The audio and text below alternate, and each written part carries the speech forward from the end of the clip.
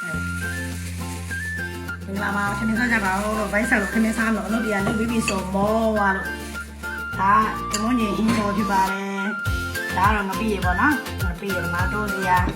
ဒါကတော့ရခိုင်ဟင်းလို့လေးပေါ့ရခိုင်ဟင်းလို့လေးဒါတော့စပါးပါစားကြပါဦးလို့စားပါဦး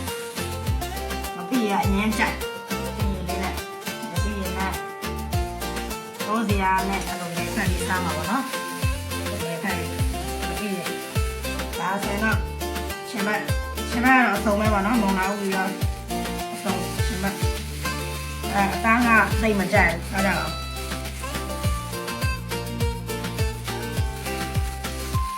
စားကြပါဦးလို့